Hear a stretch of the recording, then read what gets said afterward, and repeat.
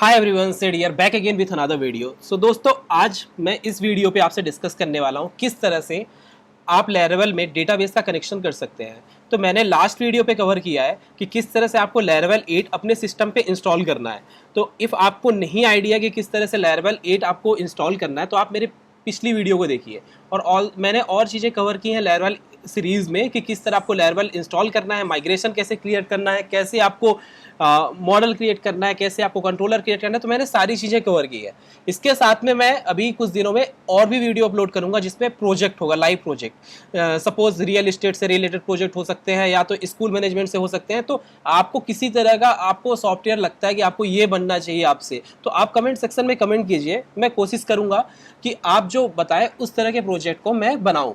तो देखिए, मैंने यहाँ पे .env फाइल ओपन की है। सो बेसिकली मैंने लास्ट वीडियो में ये भी छोटा डिस्क्रिप्शन बताया था आपको किस तरह से आप .env फाइल क्या करती है। तो यहाँ पे जो .env फाइल होती है बेसिकली ये आपके सर्वर की मेन कॉन्फ़िगरेशन फाइल होती है।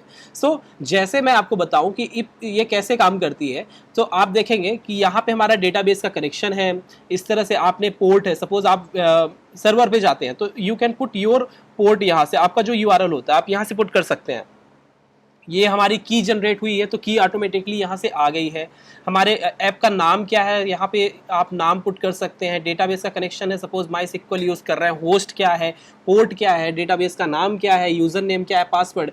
सो इस तरह से एक्सेट्रा चीज़ें जो होती है आप यहाँ से पुट कर सकते हैं। सपोज आपने ईमेल आपको भेजना है तो आप कॉन्फ़िगरेशंस कहाँ पे करेंगे। सो बेटर प्रैक्टिस होगी आप .env फाइल में रख सकते हैं, ठीक है। इसी तरह से आपके पास डिफरेंट पैकेज है। सो आप सारे पैकेज की जो कॉन्फ़िगरेशंस फाइल होती है, सपोज S3 आप बकेट आपने यूज़ किया है तो आप जाके यहाँ पे पुट कर सकते हैं। तो डिफरेंट जो कॉन्फ़िगरेशंस फाइल होती हैं डिफरेंट सर्वर से रिलेटेड आपके जो भी होते हैं आप यहाँ पे पुट कर सकते हैं, ठीक है। जैसे आप ये पुट करेंगे सो ये इंटायर वेबसाइट पे काम करेगा।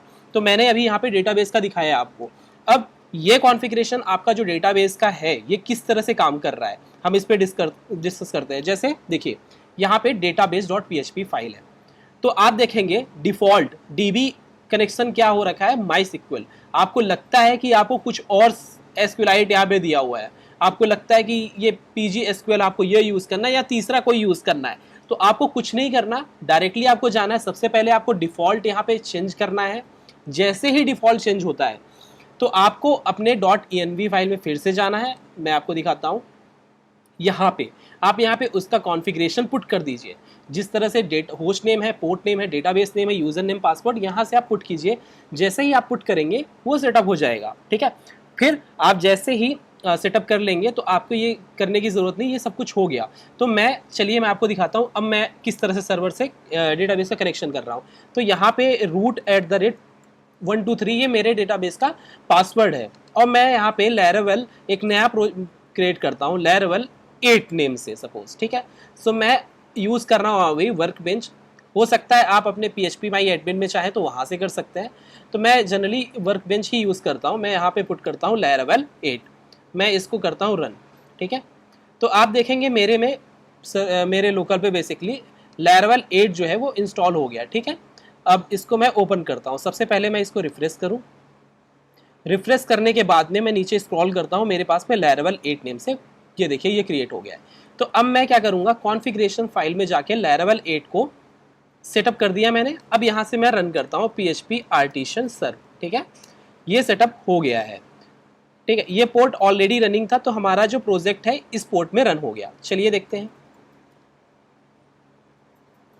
सो ये देखिए, इसे रन करने के बाद में ये जो है प्रोसेस हमारा हो गया। इवन हमारी जो इंस्टॉलेशन प्रोसेस थी ये भी हो गई, ठीक है। सो जैसे ही मैंने आपको दिखाया यहाँ पे कॉन्फ़िगरेशन हो गया है, ठीक है। सो इसके बाद जो है मैं आपको कवर करूंगा नेक्स्ट वीडियो पे किस तरह से आपको डेटाबेस में माइग्रेशन क्रिएट करना है, किस तरह से आपको कंट्रोलर क्रिएट करना है और किस तरह से आपको मॉडल क्रिएट करना है। हम सब कुछ डिस्कस करेंगे।